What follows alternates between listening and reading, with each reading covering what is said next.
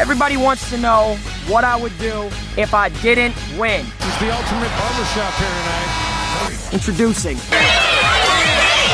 my 2023 992 Any problem when I had Milan? No, I've never been to Europe or nothing. 911.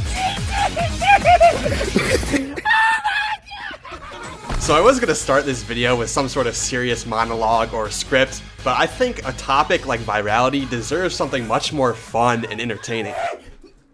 I'll show you the general principles on how to go viral, but usually I go into the philosophy and the psychology of it, but I don't really think that's important. Going viral is really just explosive and dangerous and fun, and I think that's the appeal of it. And to be honest, I think going viral is really simple. But as you'll see in this video, there's certain roadblocks and mentalities that we get stuck in that prevent us from having a growing brand. And I think this mentality switch is the one thing preventing us from having success in anything we do. So in this video, I'll combine the stories of different YouTubers. Hated on me, bro. Y'all said I couldn't do it. To show you how success is really made. That's why he's the GOAT! I'll show you the different roadblocks that keep us from having success and how to actually go viral. That's why he's the MVP! That's why he's the GOAT! The GOAT! Alright, so I hope you guys take out your notebooks because I'll better be taking notes, but we're gonna get straight into the video. Oh, say less. So if you're anything like me, you start and get pretty much no views. At this stage, like, you have pretty much no idea what the hell you're even doing, and you're kind of just grasping at straws to figure out where to take your channel. But this part of the process is definitely necessary because during this stage, you kind of get to figure out what direction you want to take your channel, and you figure out what makes you unique, which I think is the most important first step, is realizing what about you stands out in real life that you can take online. Just as an example, somebody like Sneeko already had the personality in real life. The only thing that had to happen was he had to be able to develop it online and develop as a person in general. Just like how Speed was already energetic in class. $200,000! Same with Kai Cenat. Figure out what makes you you and develop that online. So this is good and all, but you'll probably find that just following this advice is not gonna get you views. What made Kai Cenat's first videos not get any views even though he had a great personality? I think the next step that most creators take is actually figuring out how to make good content. When you actually sit down and compare your videos to videos that have gone viral, do you notice a difference? If there's a big difference, there's definitely a gap in quality that needs to be fixed. But it's really not as easy as it sounds. YouTubers like Mr. Beast took years to figure out how to make good content and to find a format that even works for their audience. It takes a lot of experimentation that unfortunately cannot get bypassed. But I think this is definitely the most important step if you look at any of your favorite content creators and their journeys. But I don't think it's the most impactful. The moment where things really start to pick up is when your videos have a broad appeal. When Mr. Beast counted to 100,000, when Gideon started IRL videos, and when Sneeko did public interviews. My whole point is that the people are not truthful about who's doing the crimes.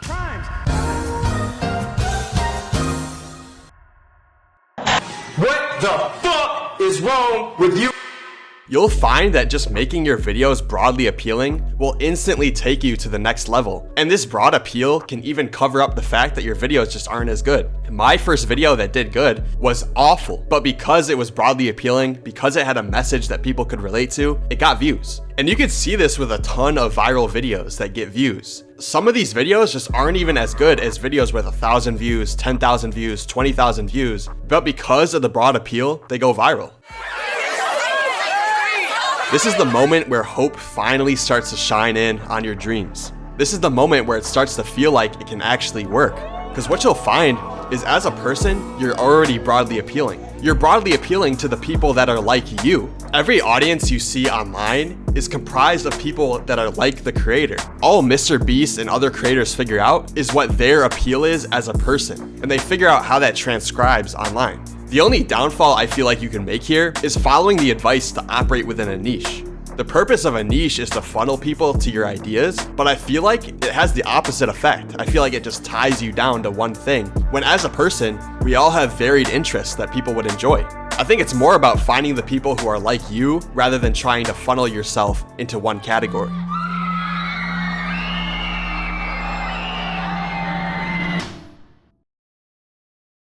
What I feel like can also happen at this stage is you make 1 or 2 viral videos, and then after that, you can't hit those same numbers for some odd reason. This happened to me, this happened to a lot of YouTubers, and especially one I noticed the other day who has one major viral video that hit 1 million, but after that, it seems like their videos just became self-deprecating, the topics just weren't as good, and I think it's self-sabotage, really. And to be honest, I think this happens to all of us on our journeys. The moment where we feel like all hope is lost and the only solution is to give up is exactly the moment we have to decide to try again, to keep pushing and realize that we're closer than we actually think.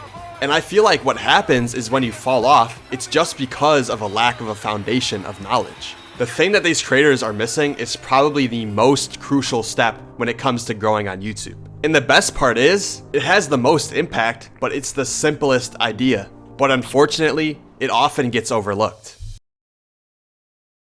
So I'm gonna start this section off with a story of how Sneeko blew up.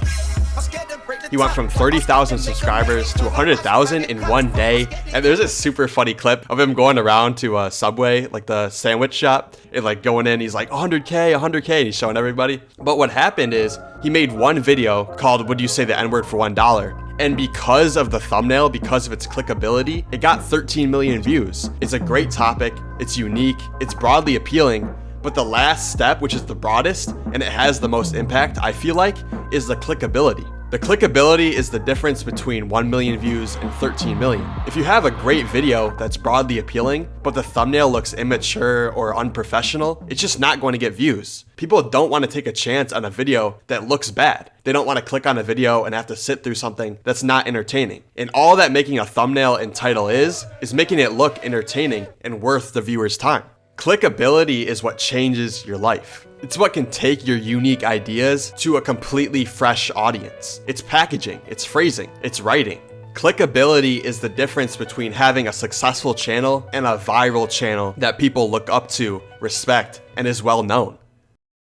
But despite all this success, I think we realize at one point that the rabbit hole never ends. Despite all this success, every YouTuber falls into the trap of looking for the next step, the next level, and the next big opportunity. We end up getting trapped in this cycle of getting dopamine from the YouTube algorithm, and the only way to stay happy is to keep seeing the numbers go up. The truth is, a lot of this pressure that people like me or you face is simply because of the young teenagers we see all the time online. Watching someone like Speed is just a reminder for us that we haven't succeeded yet, and for some odd reason, we feel like we need to succeed at such a young age as well, or we're a failure. And I feel like our generation is forced into this unhealthy lifestyle because there's no hope for us in the real world. Everything is so much more expensive, and normal 9-to-5 jobs just don't pay enough to even live or have a family. So we get grafted into this fantasy of blowing up young so we can ignore this bleak reality.